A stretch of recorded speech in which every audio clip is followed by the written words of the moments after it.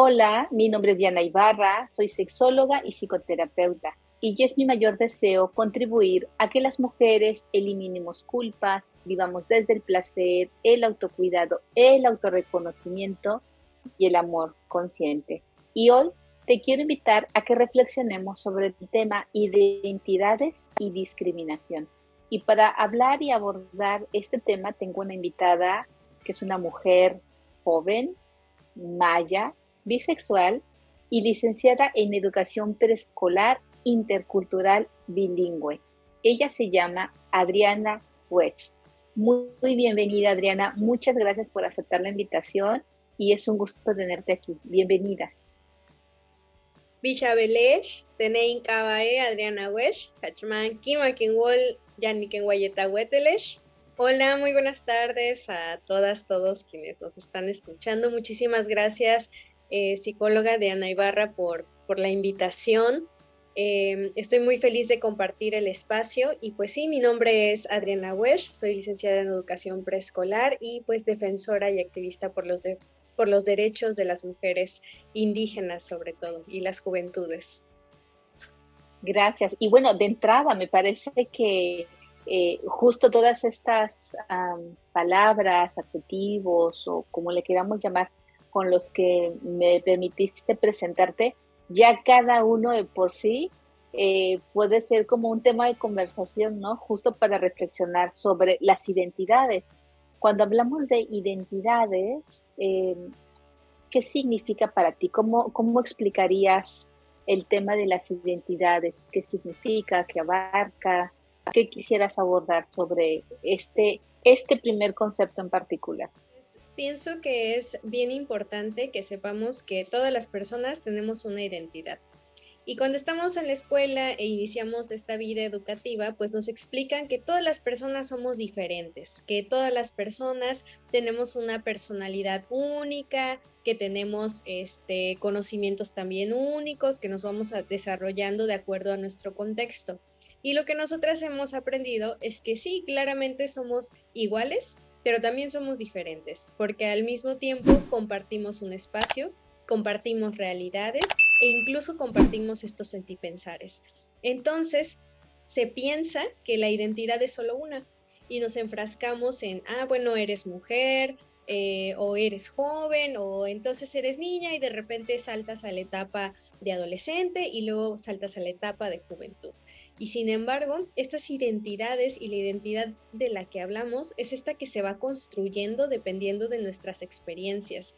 Y la identidad que tuvimos desde niñas puede ir cambiando conforme pasa el tiempo. E incluso la identidad que ahora o las identidades que ahora reconozco en mi persona pueden ir cambiando cuando yo siga creciendo. Entonces, estas identidades tienen que ver con cómo nos percibimos a nosotras mismas de forma individual, pero también cómo nos percibimos compartiendo el espacio en colectivo. Y es por ello que es bien importante, sobre todo para nosotras las mujeres, para nosotras las juventudes mayas e indígenas, reconocer que hay identidades que se interseccionan, es decir, que nos atraviesan y que se van atravesando.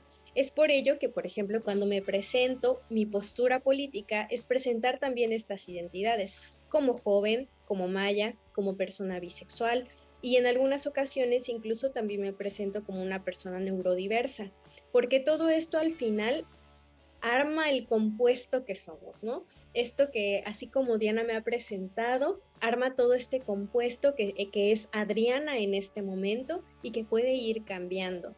Pero es bien importante también considerar que para llegar, digamos, hasta este punto, hemos pasado también muchísimas problemáticas. Si hablamos acerca de la niñez, las adolescencias y las juventudes, que somos parte de un pueblo, comunidad indígena e incluso afromexicano o afrodescendiente, reconocemos que desde pequeñas hemos vivido y hemos experimentado diversos y múltiples tipos de violencias, y violencias así en plural, porque son demasiadas.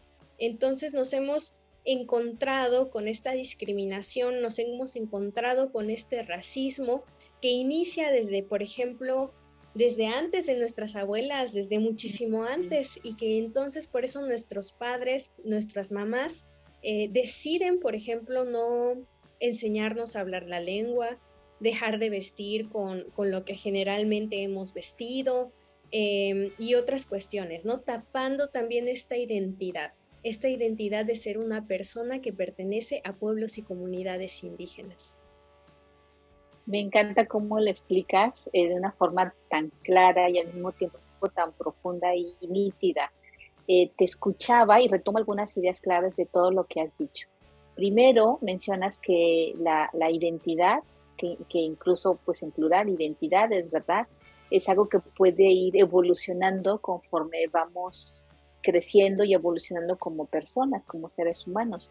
Que hoy eres joven y a lo mejor antes fuiste niña, adolescente y después serás adulta, adulta mayor, etcétera, ¿no? Entonces, así con otras esferas de la vida también podemos ir evolucionando. Entonces, las identidades no necesariamente son estáticas, también pueden estar en evolución y en movimiento. Y que cada identidad o aspectos de nuestras identidades también tienen un contexto, ¿verdad? No es lo mismo, por ejemplo, ser mujer eh, en Felipe Carrillo Puerto, ¿no? Que es donde tú vives, a ser mujer en Cancún, tal vez, o ser mujer en la Ciudad de México, ni siquiera irnos a otro país, dentro de nuestro propio país, ¿cierto?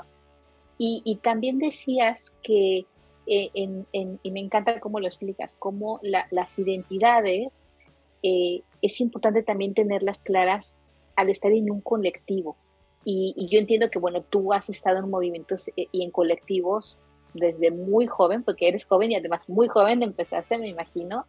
Y yo miré un pasito atrás, ¿no? No sé si estás de acuerdo. Creo que el primer colectivo del que formamos parte es nuestra familia. Y a veces, por lo menos lo que yo veo en consulta, cuando tengo personas en psicoterapia, es que justo la identidad, a veces hay una sensación para algunas mujeres de que tienen que ser fiel a, a algo que se espera de ellas como parte de su identidad o algún aspecto de su identidad por lo que se espera en su entorno familiar, ¿no? Ya sea por la profesión que esperan que estudie o porque cumple o no con ciertos mandatos sociales de lo que se espera ser mujer, etcétera. Y eso pues a veces se puede trasladar a otros colectivos sociales. No sé qué piensas de esto. Sí, justamente si hablamos un poco acerca de de todos estos roles o estereotipos de género, pues nos encontramos también con esta violencia del sistema patriarcal, en el que nosotras y las identidades o y la identidad que han impuesto, que nos han impuesto como mujeres, tienen que ver con estas cuestiones, que tienes que ser mamá en algún momento de tu vida, que tienes que ser ama de casa, que bueno, que tienes que quedarte en el hogar atendiendo las cuestiones del hogar, que tienes que ser buena hija, buena hermana, porque entonces debes estar disponible en cualquier momento, que tienes que ser callada, sumisa, o sea, todo esto que ya conocemos acerca de los estereotipos de género. Y al final nos vemos inmersas en todo este sistema.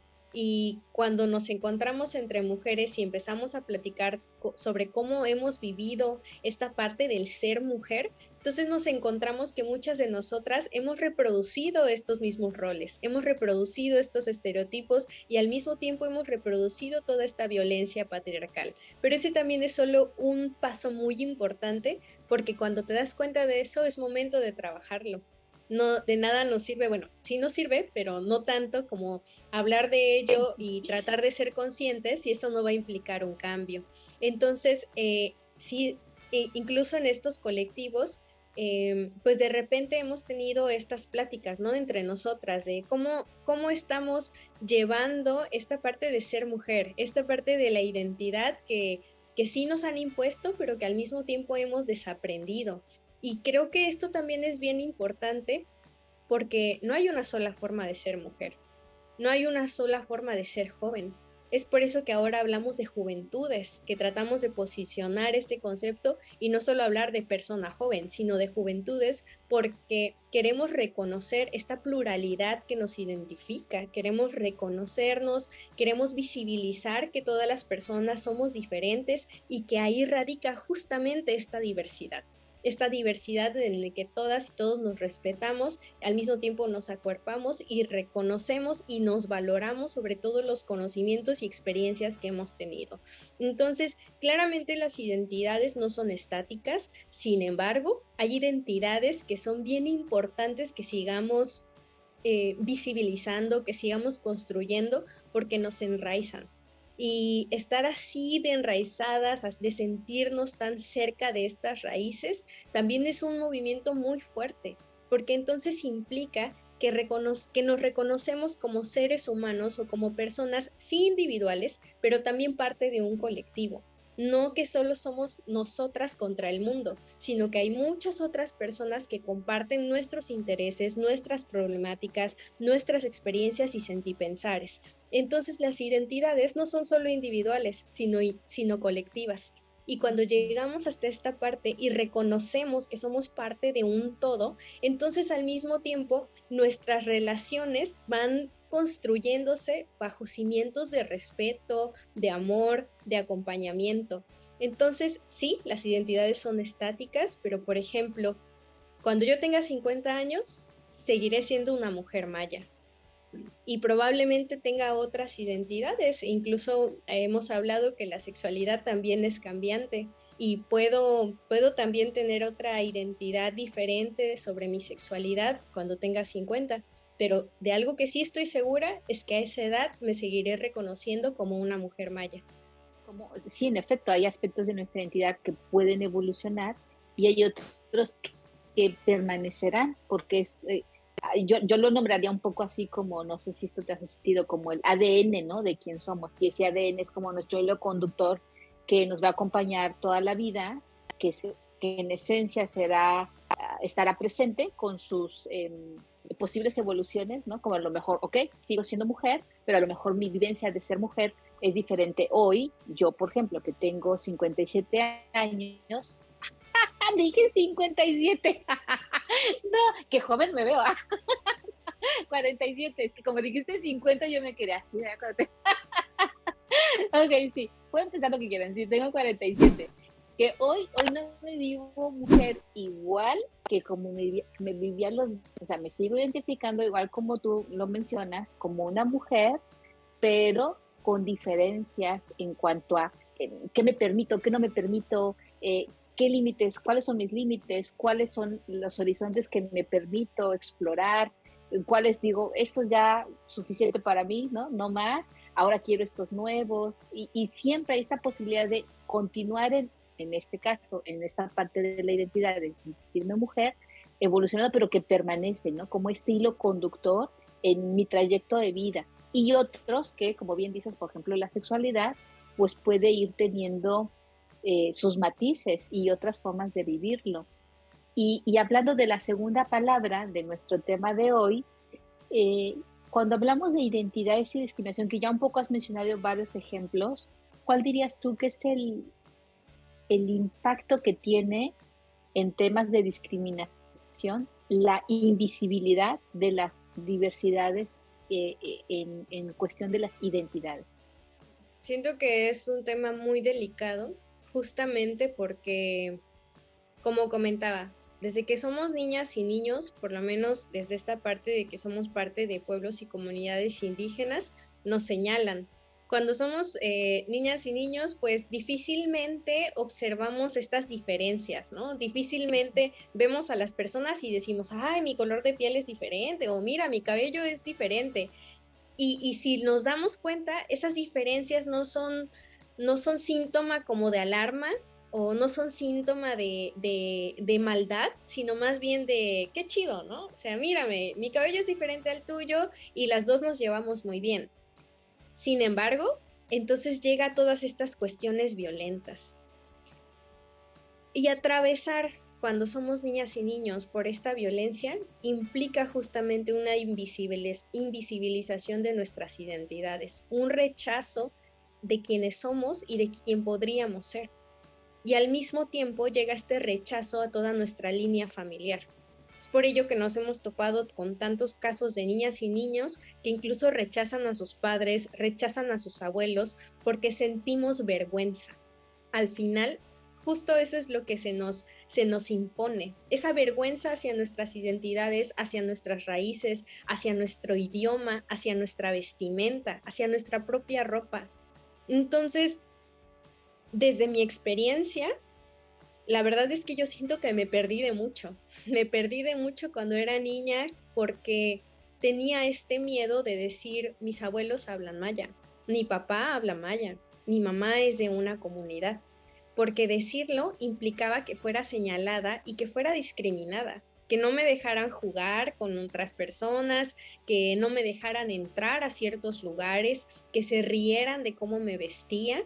Y una anécdota que cuento mucho es que recuerdo que me hacía trencitas de pequeña, 2 trencitas. Y recuerdo estar jugando en la primaria sin ser consciente de todas estas violencias y que entonces los niños empezaron a decirme que era una india, era una sirvienta, que para eso estaba ahí. Entonces éramos niños y yo sé que esta historia no es solo mía, sino que la hemos compartido con otras mujeres, con otras jóvenes, con otros niños que han pasado por lo mismo, porque claramente somos diferentes. Y entonces es lo que decía, a partir de esas diferencias es el respeto que tenemos. Entonces, vivir esta discriminación desde que somos niñas y niños hace que perdamos estas identidades y que no valoremos como todas las cuestiones que el mundo nos ha compartido. La defensa del territorio, el amor hacia la tierra, hacia el territorio, el sentir también nuestra autoestima en bienestar por saber que nuestro color de piel está bien, nuestros ojos, nuestro cabello. Entonces tiene implicaciones en la salud mental, tiene implicaciones también en lo físico y sobre todo en lo social, porque entonces nos cerramos, nos encerramos y muchas veces intentamos alcanzar un estereotipo que la verdad es que jamás vamos a llegar. Es esta llamada blanquitud, ¿no? Entonces que queremos ser como estas personas como desde el privilegio y con este poder y entonces queremos mirar a los demás hacia abajo. Entonces, justo, sí, claro que tiene consecuencias y estas consecuencias tienen que ver en la salud mental, en nuestro crecimiento, en nuestras relaciones, en todo lo social y sobre todo en que después cuando crecemos nos damos cuenta que todas estas problemáticas pueden justo ayudarnos y contribuir para proponer políticas públicas. Pero entonces también nos hemos perdido de tanto que es el trabajo reconectar con nuestras raíces.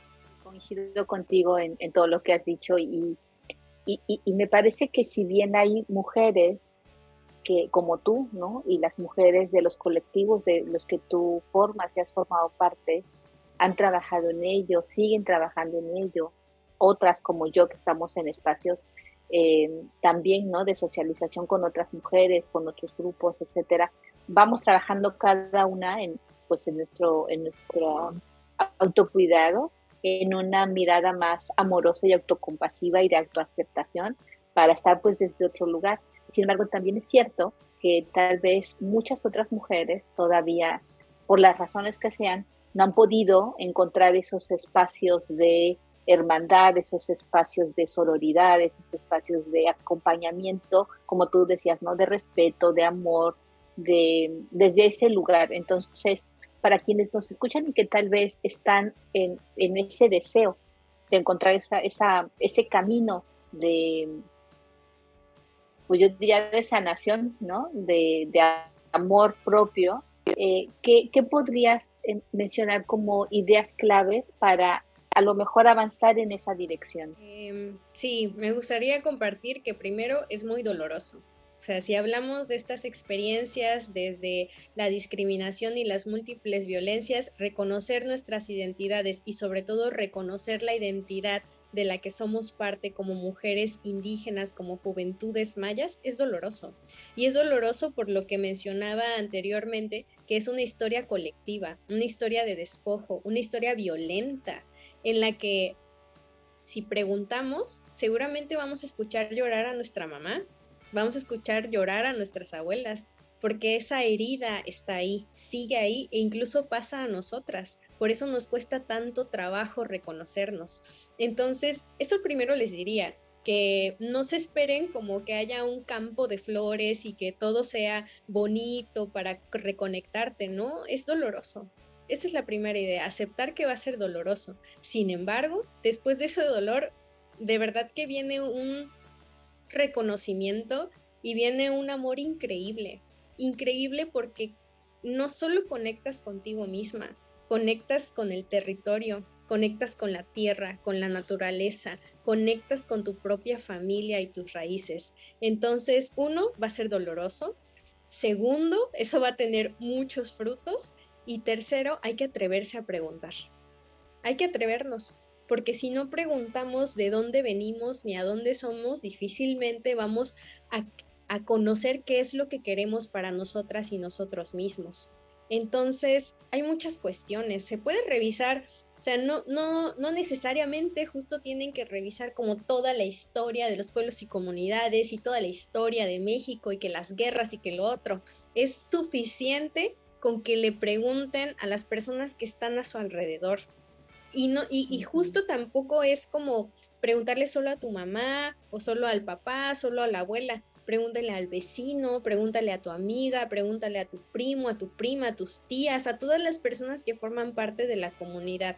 Y sobre todo recordemos que no estamos solas ni solos. Hay por ahí toda una red de apoyo que está en espera de que cada una en su propio proceso se reconozca y desde su propio proceso entonces diga, yo quiero avanzar y aquí vamos a estar todas para apoyarnos, sostenernos y sacarnos de donde tengamos que sacarnos.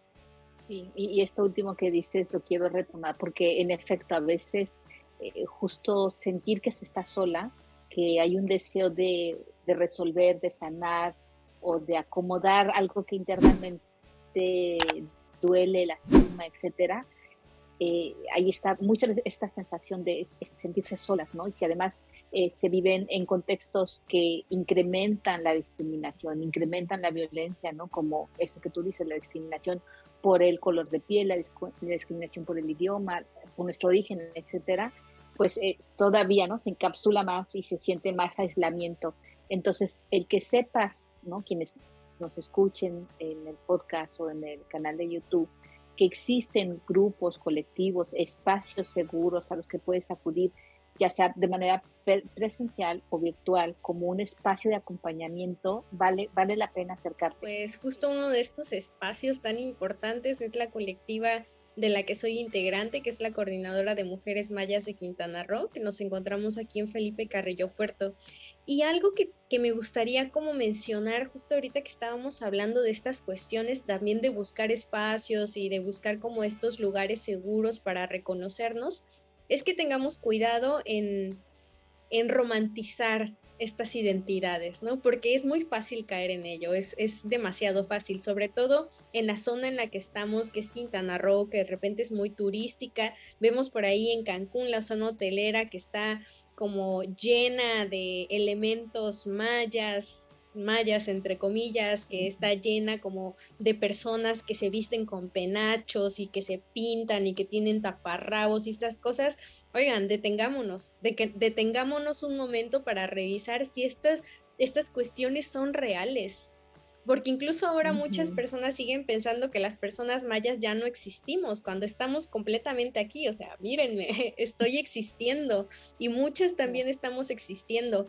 Entonces, también dentro de esta cuestión que ha evolucionado en el reconocimiento de los derechos de los pueblos y comunidades indígenas, se encuentra esta problemática de la usurpación de identidades, que es cuando otras personas que no forman parte de pueblos ni comunidades indígenas se nombran como parte de, sin tener trabajo comunitario, sin tener incluso un trabajo interno de ese cuestionamiento.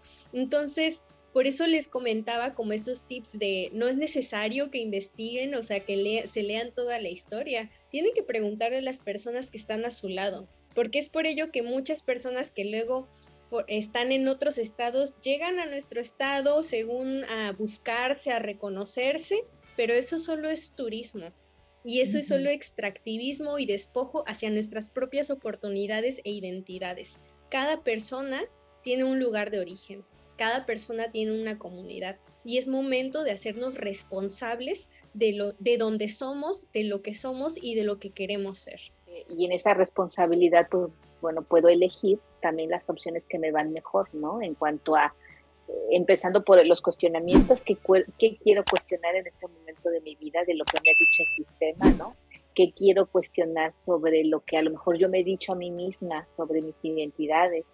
Y de todo eso que cuestiono, elegir con qué me quedo y elegir qué quiero hacer tal vez un poco diferente, desde un lugar amoroso conmigo misma y también del lugar del que vengo. Eso es por lo menos algo que yo he observado en el espacio terapéutico, independientemente de cuál sea como el tema que le atañe a cada quien y el sistema familiar del que cada quien venimos, ¿no? Y el contexto sociocultural. Creo que con matices diferentes, como humanidad compartimos esta posibilidad, ¿no? De cuestionar el sistema del que hemos venido siendo parte y ir eligiendo de eso con qué quedarnos y con qué no quedarnos para ir construyendo un mundo cada vez más respetuoso, que reconozca las identidades y que vaya desapareciendo idealmente las diferentes formas de discriminación y violencia.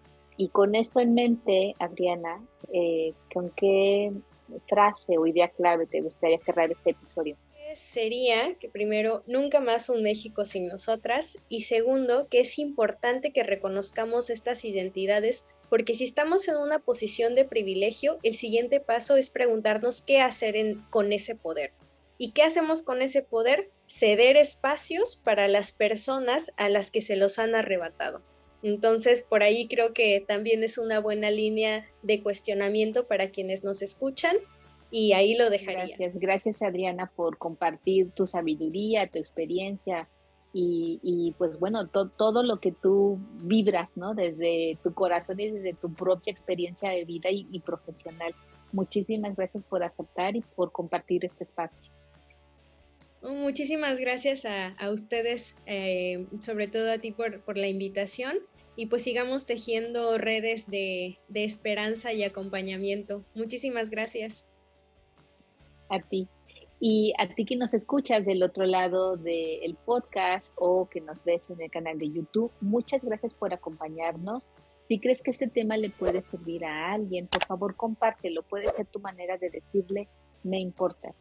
Muchas gracias otra vez y nos encontramos en el próximo episodio. Hasta pronto.